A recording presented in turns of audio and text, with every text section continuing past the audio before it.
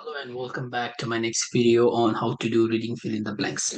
Today I'm going to show you some basic tricks that you can use while doing or while solving reading fill in the blanks. So for fill in the blanks, if you are just practicing blindly on let's say traditional way, if you're following the traditional way of doing fill in the blanks, just practice, that's not going to work. You have to be logical and you have to use some skills, let's say some grammatical rules or grammar skills to help you keep the logic for why is that option the right answer.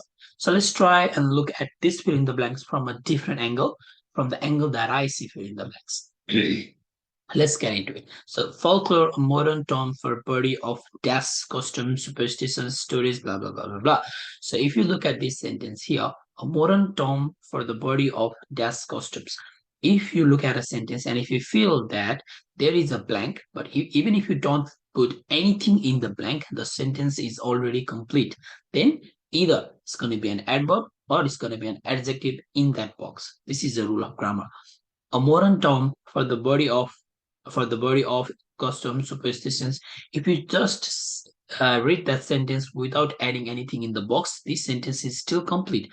So if that's the case, if the sentence is still complete, even if you don't write anything in the box, then you have to search for an adjective or an adverb. Since the next word, the word immediately after the box, customs.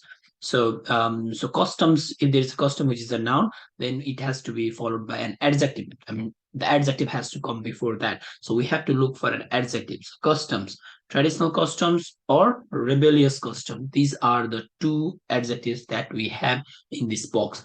Adopted is verb 3, reliant is a noun, expression is a noun, loyalty is a noun, rebellious is an adjective, traditional is an adjective. Most of the time, any word that ends with al or ic is an adjective. So in this case, which one is the right adjective that goes into the box and that fits with the word customs? Since we have got the word customs and superstitions, stories, dances, traditional seems a bit more close word. It is an adjective, which is the grammar has said it right. We need an adjective, and traditional is an adjective, but it also aligns with the word customs because these two words they can come side by side. So traditional customs sounds about right. So traditional is could be the right option in the first one. Let's move ahead. Traditional customs, superstitions, stories, dances, and songs that have been as and maintained.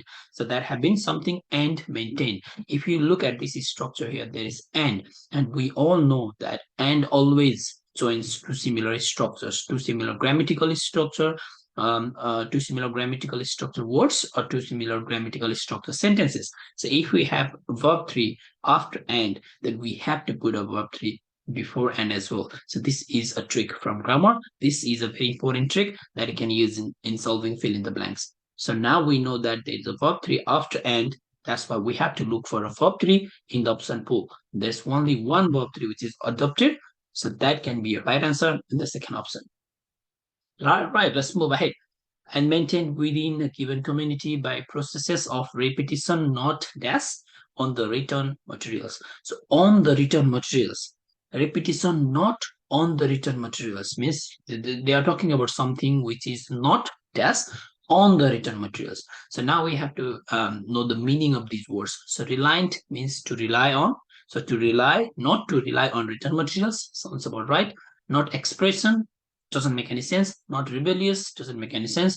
Not locality, doesn't make any sense. So reliant on written materials, that can be a logical phrase, right? We can't rely on written materials. We can't rely on you. So not reliant on written materials. That sounds about right. That sounds a very common structure. So that could be your right answer. Let's move ahead. Those formal dash that are handed, blah, blah, blah, blah. So those forms of verbal dash. So if you have a word like those, that's a pronoun.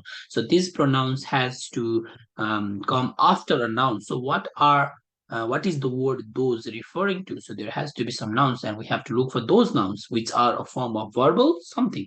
So those means legends, riddles, jokes, proverbs, games, charms, omens, spells, and rituals. All these words that you can see here, these are pronounced as those here. Pronounced is not a right word. I just used it just to make it fancy. But those forms of verbal something. So verbal expression, verbal rebellious, verbal locality. Just put all the options one by one and which sounds right. So there is a form of collocation as well. You might have heard about collocation. Collocations are those two phrasal verbs which always come side by side. So if you look at verbal, and if you think of the next word which is most commonly used, then I'm sure you are thinking of expression. So verbal expression, written expression, facial expression. So verbal expression is a collocation. That means you must have heard these two words coming all together most of the time. These two words come side by side most of the time. These are called academic collocations. Um, so that are handed on from one generation or dash to the next. So from one generation to another generation or from one dash to the next. So one rebellious to the next or one locality to the next. So just like and or follows a similar rule as well. So if there is a noun in front of or, there has to be a noun after or as well. So rebellious is an adjective as we discussed before. Locality is a noun. So locality can be the right option grammatically, but you have to look at the sentence from another angle as well. So from one generation to the next, from one locality to the next. That sounds about right as well. So now we can say that that could be the right answer. So traditional customs that have been adopted and maintained, not reliant on written materials, those form of verbal expressions, and from one generation or locality to the next. So this is the way that how you have to be logical while trying to solve the fill in the blanks. And if you do it this way, it's a lot more easier than doing the traditional way of just practicing, practicing, practicing. Keep following for more. Keep watching my videos and let me know if there's any section that we're confused about. Don't forget to subscribe my channel, PTE with Sachit Malla. Always there to help.